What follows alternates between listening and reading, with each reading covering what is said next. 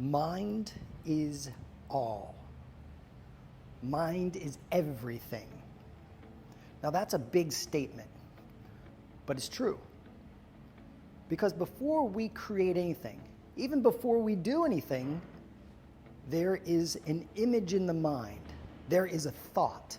So everything that's ever been created was first created in the theater of the mind.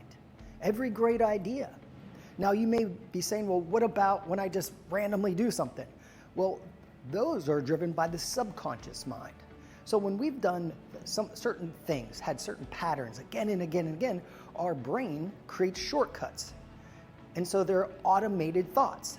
That's a belief. A belief is an automated thought. It's a shortcut to make so that we can best handle all the information we're being inundated with through our five senses constantly.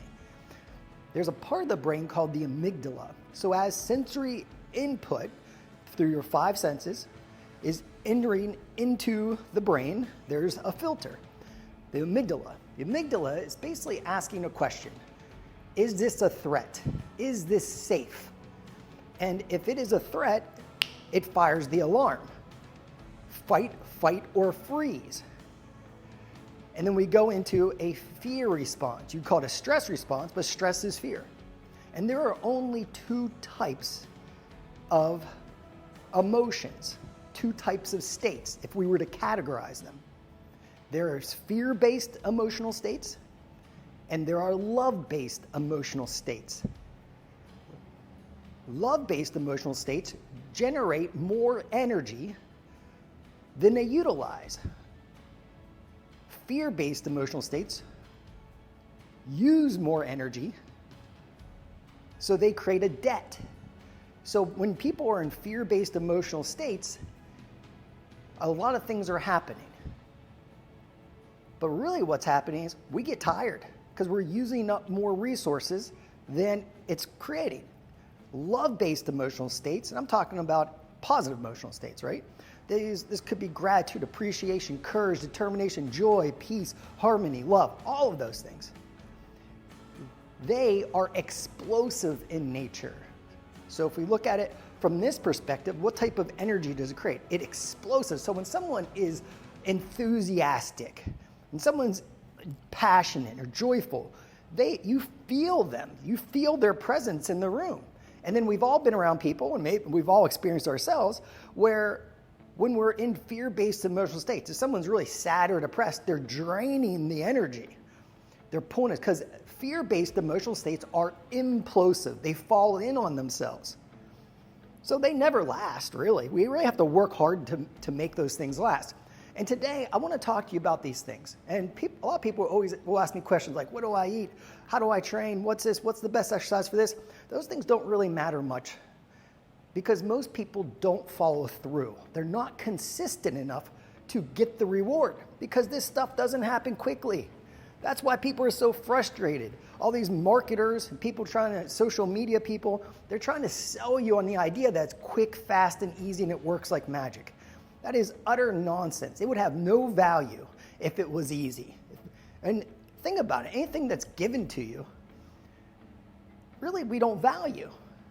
But when we work for something and it was challenging, maybe you had to save money to go on a vacation or go to college or something, right? Just the point is that effort is its own reward because it does something to us. It changes our story.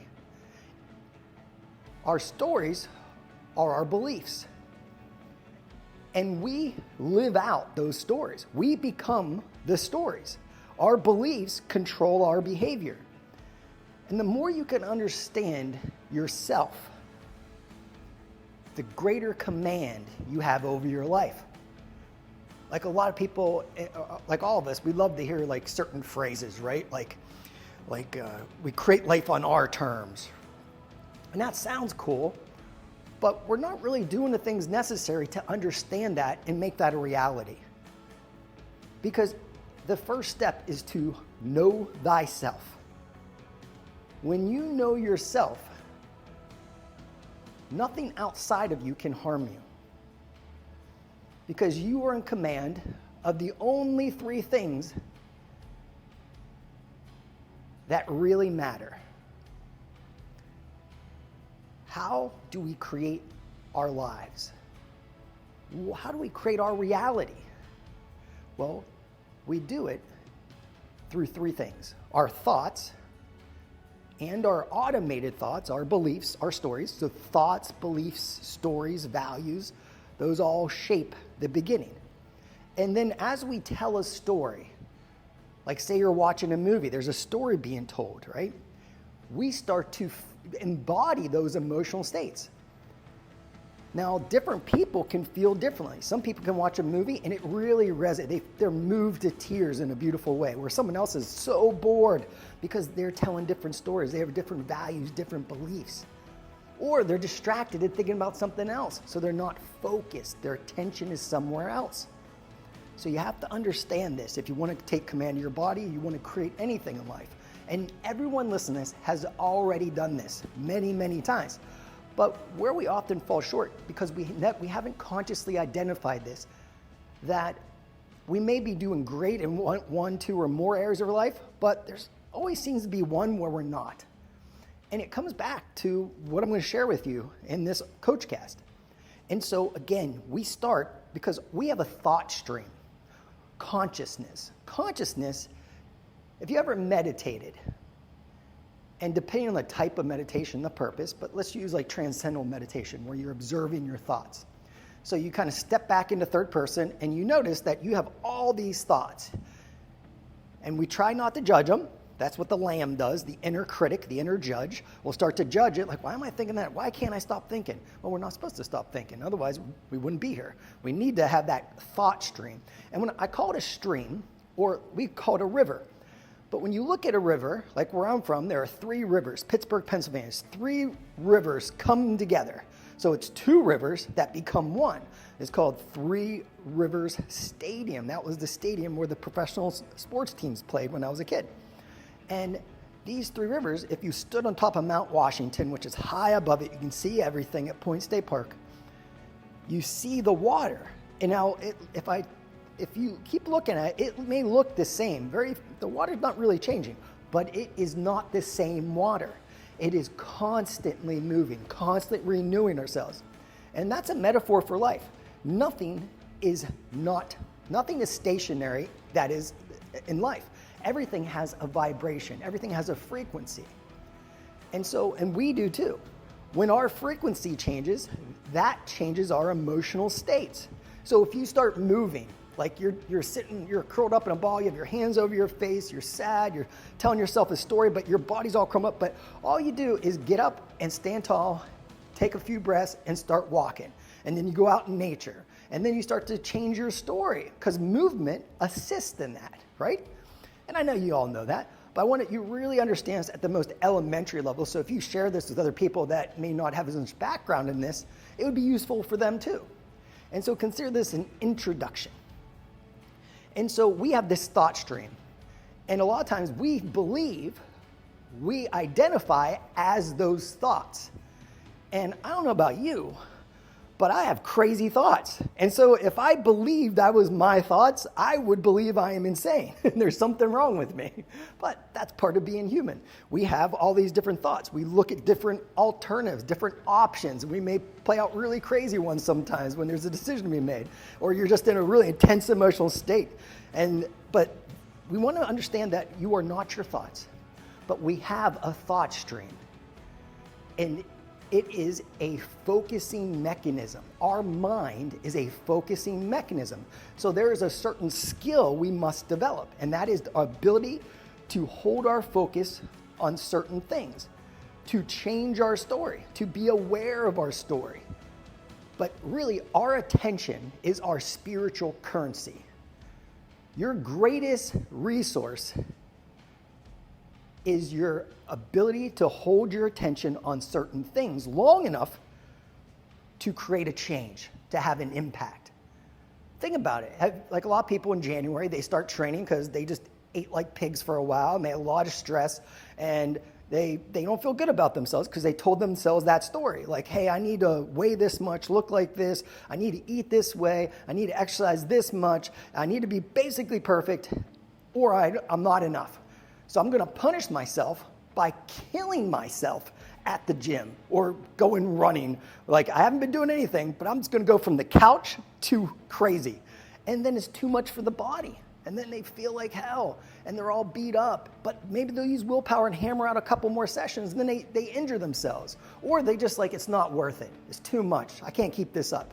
And it's true, you can't, because there's a process. There's a science. So just take a side step out of here. In order to achieve anything, you only need two things on the most basic level. One, an effective, sustainable plan. So there's a science to all things. There's laws of cause and effect. Like if someone just starts doing cardio and creating a calorie deficit, but they don't get enough protein and they don't do resistance training, the majority of their weight loss, if they can stick to that plan, will come from lean body mass, muscle mass. Now, muscle, like when someone's really overweight, a lot of times they don't care about that, but they should, because muscle is where we make energy. Muscle is where we burn fat for fuel. Muscle is incredibly important for longevity, but also movement. What makes us move? What moves our bones? Muscles. So when our muscles aren't balanced, when muscles aren't strong enough, joints become misaligned. Now we have these weird aches and pains all the time. There's other factors, but that's an example. So that's not a sustainable plan. That's gonna lead to some sort of problem later on, right? So the first thing everyone needs is an effective, sustainable plan. I do that for you. And so you got that part. The next part everybody needs is the mindset to carry it through. So there is the science of transformation, and there is the art of living it. And that requires self-mastery, to take command of the three pillars of creation. Your thoughts, you call your thoughts also your automated thoughts, your beliefs, or the stories you tell. You call it your story stream, the mind, right? And then when you tell stories, and when I said stories, not like it's a lie, because I was a kid, I remember my godmother always said, oh, you're telling stories again, but like saying we're lying, which wasn't cool, by the way, but nonetheless. But I'm talking about the actual stories. Humans have communicated through the ages, through story and through symbols. And so we have these thoughts, and what we focus on, the stories we tell, create our emotional states, how we feel. And how we feel has a massive impact on what we do and what we avoid, our actions and inactions, our behavior. Now, as achievers, we tend to make the mistake of just doing things. And so we will always be busy. We will not be bored, right? I'm sure you're laughing at this part because it's so true, right? And so in our world here, most of us are committed achievers. And it has gotten to us to a certain point of success. We have made things happen, so to speak. But there's a point where it's like, is this, like, I don't know if this is sustainable, or it's like, I don't feel fulfilled. Something's missing. That's what I hope to help you with. Because we're not here just to do things. There are different steps. And instead of doing and having, that's the way of the achiever, and just kind of just squishing your feelings, right? Like, we only feel good. The committed achiever only feels successful for moments when they have done what? Achieved something. And as soon as they achieve a goal, what do? We set another goal. So we are missing a step, and it is called being. So the real formula is being, and that's what these three pillars of creation allow us to do. See how I did that? Being, doing? Because it's being, doing, and having. Those are the three simple steps. But being is created through the union of our thought and emotion. So it creates this state of being where we'll have like a certain identity. Because I talk about the lion and the lamb. What does that mean? Does that mean being, I'm a lion? No. A lion is your true self, your higher self, your best self. That's the part of you where life feels easy for some reason. And even though you may be exerting yourself, you're not suffering. You may have pain here and there because things get difficult, like when you're doing an exercise or something, or you're just going through life. But when you're in the state of love-based emotion, that is the lion. That is your true nature. That is your essence. That is your soul. That is your spirit, your higher self, your highest and best self. And I believe, like my life changed when I stopped making goals, which sounds crazy, right? I stopped making it about doing things and just getting certain outcomes. I still do that, but that wasn't my main objective. I was so frustrated. My life was so hard. This is like in 2008. I was working so hard, sacrificing so much. That was my perception of it anyway. I'm sure other people had it harder. But I was really frustrated. And I said, you know what? I just want to live in a more positive emotional state. I want to feel good, because when I feel good, I do good things. And at the time, George St. Pierre was an active mixed martial artist, and he said this, and I was like, "Oh, this is so good." This day at the place, this is in New Mexico. He got new trunks, like your fighting trunks, right? Like for training, and like he just got a new haircut, and he was like kind of like bouncing around. He's like real happy, and he goes, "You know, when you look good, you feel good. And when you feel good, you do good." And your looks are, what do looks do? They change your story. Do you need to lose 100 pounds before you feel happy? Absolutely not. But I'll never forget it, because it gave me a distinction between doing, feeling, and being. And so what I hope you get out of this is that you understand you are in complete command of your life. No one can hurt your feelings unless you allow them to change your story about yourself. And so if you take all your stories, you take all your thoughts, all your emotional states and feelings, that is your identity. Your identity is you are the main character in the story of your life. And you have a story about who you are, who you believe you are. So you'd say, I am, and you fill in the blank. I'm the type of person that, I am the type of person that does this. I'm the type of person that can't stand this. I'm the type of person that loves this. And so you have all these things, and a lot of times we're unaware of these. And so it's so important for us to know thyself. That is how you get in the driver's seat. That's how you have the power to create, and you have the power to make things happen, power to serve on your highest level. And that's what really fills our cups. When we take care of our bodies, our minds, and we're able to give and love fully, be truly everything we were made to be. But the world, the environment, if you don't know this, the environment, the people around you, the opinions of others has a massive effect on our story. So you need to pick up the pen. You need to ask the questions. You need to make this the first goal. That's what I believe. That's what changed my life. And it changed every aspect of it too. And it gives you a level of fearlessness. Not that you never feel fear, but you notice it right away, and it's kind of funny because you're like, oh, there it is. And it's like a lamb. But a lamb is not scary. It has no fangs. They're slow. They really can't hurt you. And you just shoo it away. It's innocent. We all have that part. That part of us, maybe you call it the inner child. You call it the personality. You call it the ego. You can call it, it's been called a million different things. It is the learned self. You were not born like that. You were not born with any fear, really. The only fear is it's believed, and you really can't prove this, I don't think, because it would be unethical, but we have fears of when we're born, are heights, which is a very useful one, and loud noises. But everything else is learned. So what happens? We're born, and we don't really remember much. We're just here.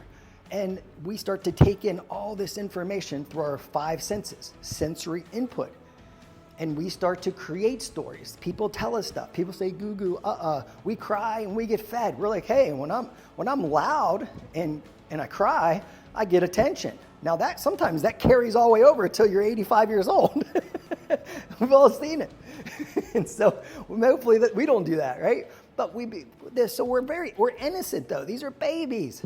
And so, but the first 7 years of life are called the formative years, and that is when we are not in a normal brainwave state. Most of the time, if we're not sleeping, we're in what's called theta, which is barely not sleeping. It's a slower brainwave where we have access to the subconscious mind. This is a trance. This is hypnotism. And this allows us to start to build a lot of beliefs, a lot of stories. But most people don't know. Like, I know you know this, but most people in the world don't know about their beliefs.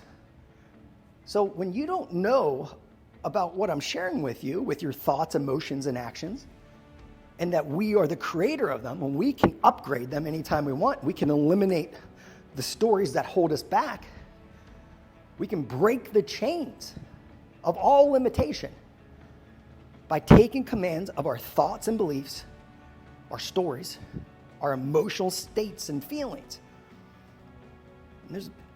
and ultimately our behavior, what we do and what we avoid. So think about that.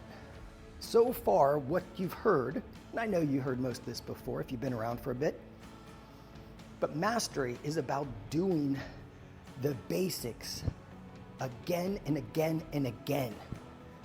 So when I was a kid, I saw this interview with Bruce Lee, with my dad. And for those of you who don't know, I grew up, my dad was 6'5", he was special forces in Vietnam, and no one ever told me that their dad could beat up my dad. Impossible. My dad's a world pit fighting champion. He's not normal. He also did Ironman triathlons. He was always active. He would work 12 hours in like a steel factory, as an example, and train, and then go hunting at night. And whatever you think about hunting, it helped feed my family because I grew up in a trailer, and you would sell the pelts from raccoons. And they eat all the crops and stuff from the farmers, so they welcome you to come in as free pest control. And then you skin them and sell the pelts, and then other animals eat the carcass. So it's efficient. But that was my dad. So I had this role model of like, my dad never said, I'm too tired to train. He just did it because he went through so much in combat that he had to become his own therapist. And there wasn't a lot of support then. They called it shell-shocked back then. But like my dad, you wouldn't know, but there was moments, like the stuff he taught me. But he trained me and he brought people in to train me in all these different fighting styles and use of different weapons. And it sounds like a movie. It's so funny. But, he thought like, hey, we were in a country and there were just regular people there, like just trying to live their lives. He goes, what if that happened here? And so like he had that in his mind, like, hey, I want to make sure I give my son every skill and capability needed to protect himself and his loved ones. And so that's where it all came from. But this mindset was that, hey, what you think matters. And this wasn't common back then. And so when you want to create something in your life, you got to look in the mirror. When we don't know this stuff, the far majority of the world does not know this stuff. And we got to look at them as innocent lambs, not hateful lambs, not sheep. Sheep are fully grown and, they're sheep. Like some people just don't want to change, right? But we don't want to judge people harshly. We're all in this together after all. And love is always the answer. Love conquers all. So it's up to us to resonate and put out this frequency of love-based emotional, maybe determination, maybe peace, maybe passion, maybe joy, maybe courage, any positive love-based emotional state. From there, we will always find the answer. Every mistake you have ever made, I've ever made, came from a place of fear-based emotional states. Anger, rage, sadness, depression, apathy, all of them. Every mistake, every regret is born from a place of fear. You can call it stress, it's still fear though. That's just the clinical term, so it doesn't seem so bad. But what we really got to do is, and I see this a lot, is we don't want to look at the dark side. Like a lot of people, like I've get involved in different things where I see and when I was younger especially, it's like just see things that are, like they're just not, they're evil, they're dark. And when you experience that, it allows you to know how the world really is and that we have a choice. But a lot of times we don't want to look at our own limitations because it doesn't feel good. And that's when we're making feelings more important than impact. Feelings we can take control of them and have a great life and serve at a very high level. But if you can't command your feelings and your emotional states, you are a slave to yourself. You have put on your own shackles, my friend. And we've all been there. I'm only sharing this here in this small group because I know you'll listen to it. I know you'll hear it and you won't jump to conclusions and allow the lamb to get loud and smother out the message and the caring in this. Because I'm not trying to sell you anything here. I just want to help people. And it comes down to this. Self-mastery is the gateway to living greatly, a life of no regrets. And so what I want to invite you to do is I want to invite you to take a piece of paper and a pen, and at the top of the paper, write, know thyself. And then ask yourself questions, like what's most important to me in life? And after you write that, write it like in categories, right? Like think of, I use these categories. I use spirit or God. That's my state of beings. Am I living in love-based emotion? That's the first one. The second category is my health, energy, vitality, of mind, body, vitality. So the mind and body is the same thing to me because they have an effect on one another. The next one is my relationships. So I have my inner circle of people, my soul family. Those are the people that I would live and die for. And whatever is needed is done. And so that's them. And I have all the people I love, serve, and appreciate. Those are first, but also all life. Whether it's an animal or a person, I want to see them and I want to see myself through the eyes of God, through the lens of unconditional love, which isn't that easy because the world doesn't really, that's not the default all the time. So you can't allow the environment to affect you. You can see it as it is, as Tony says, but not worse than it is. And then know what's really true, that love conquers all. And that, as a leader, I must be heart-driven. And so after your relationships, what's next? My mission, my service, how I create value in the world. And that's what I'm doing here. The next category is financial freedom and abundance for myself and those I love, serve, and appreciate. Because we have agreed to play a game here, and there is a game of the economy. And so we need to understand how it works. Otherwise, it can make life pretty hard, and we can be enslaved to it. But anyone can break free. Then the next category, there's two more. I call this one ACE. It's an acronym, right? ACE. The first one is adventure. That's just doing new things that I normally wouldn't do. And there's a reason for this. Neurologically, the more variety we have, the greater the wiring, the intricacy, the diversity of our nervous systems. So you could be, for instance, if you only run, you're good at running, but if I ask you to run backwards, you're probably gonna fall over because you don't have that wiring. So when I train, and I'm gonna be teaching this next couple of months, is teaching you to train in 3 dimensions. I build it into your programs, but I want you to understand what we're doing there so you have even more certainty. So this may be reading books I normally wouldn't read, or driving a different route, or just trying new things, learning a different language, trying to learn one song on a weird musical instrument. Just weird things. I can juggle, I can do all kinds of weird stuff because of this. Maybe it's not useful, but my nervous system is wired up pretty good. And so that's adventure. Next was contribution. This is something that I do naturally. I don't really have to plan too much, but there's certain things that are really big that take some time. And so I always keep this stuff to myself for the most part. But it's contribution. How can I light somebody up? How can I make a difference in a cause? How can I eradicate a problem in the world? And the last one is E. That's the expansion of skills and capabilities. So that's with my profession and all things that I'm always learning about healing, about performance, about nutrition, reading research. So these are just certain things that are automated in my life. And the final one, I think a lot, I don't know if anyone ever includes this, but I find it to be very important. We come up with the best ideas. We build more energy by doing what I'm about to share with you than anything else. Because when we have these categories of doing, everything's about doing, you notice my first category is about being. All the other ones are doing.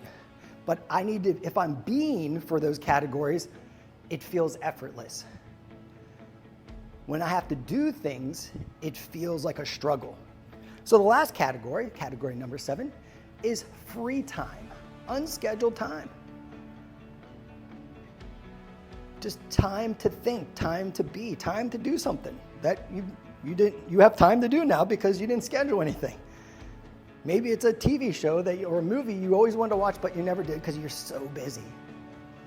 But ask yourself on this paper, know thyself, what of these categories, what is the order of them for you? And then ask yourself, what order do they need to be in for you to live a life you're proud of, that you enjoy, that's healthy, that makes you feel radiant and alive, that allows you to have a great impact.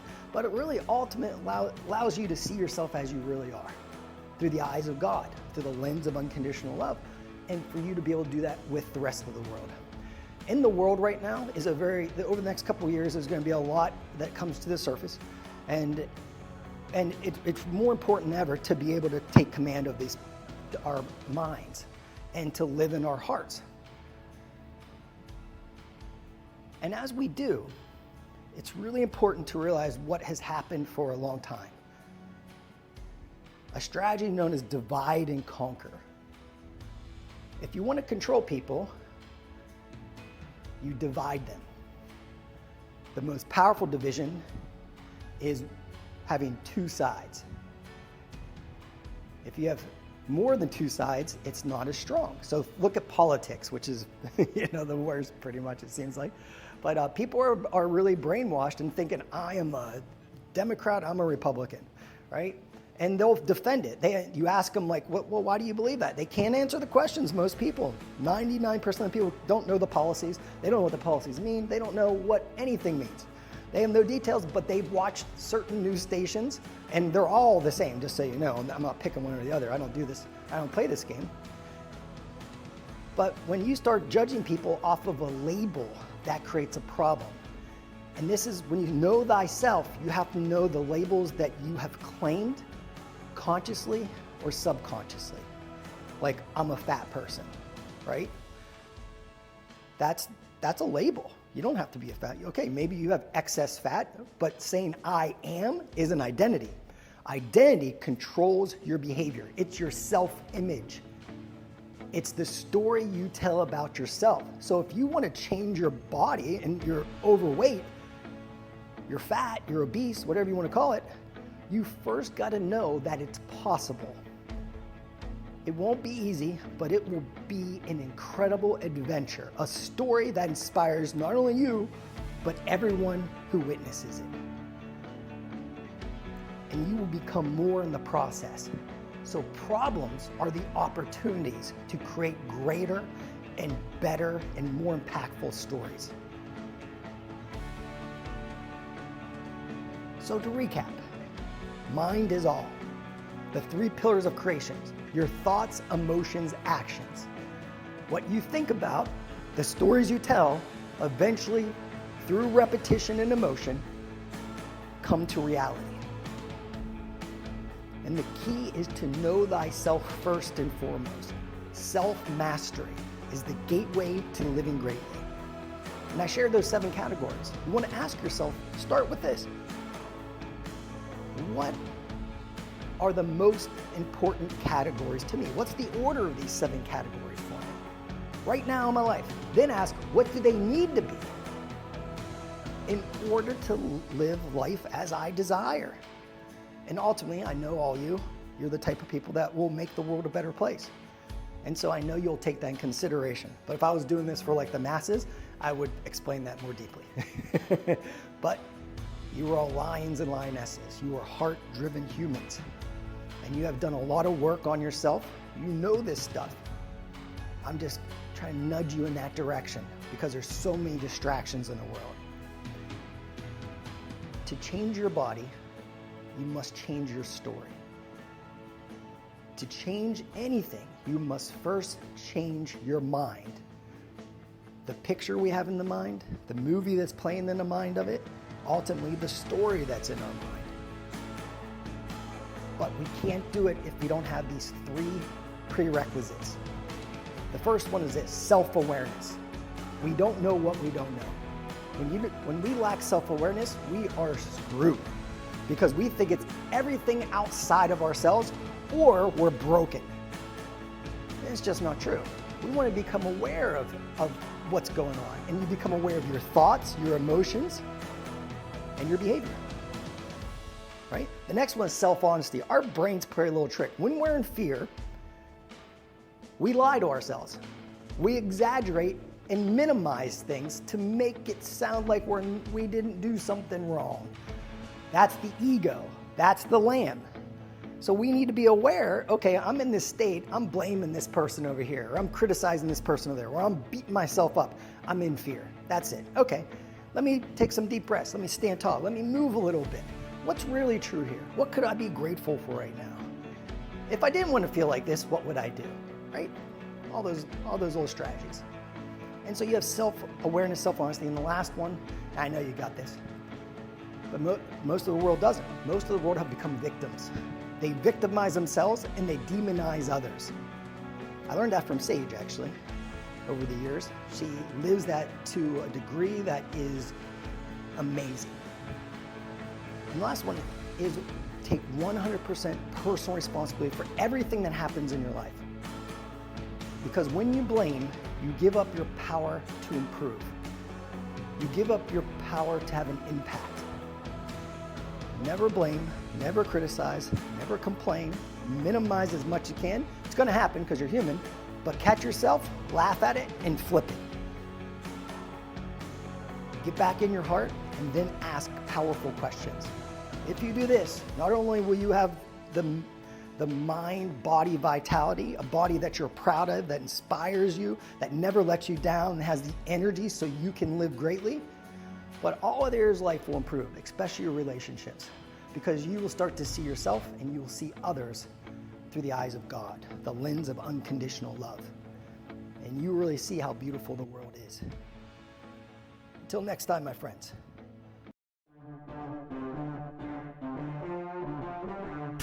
You tap into the real you, but you have to retrain yourself. The way you retrain yourself is you wake your ass up in the morning and you say, I am here for a reason and a purpose. And it's bigger than my moods. It's bigger than the difficulties of the day. I am here to live like a lion, not the fear of a lamb.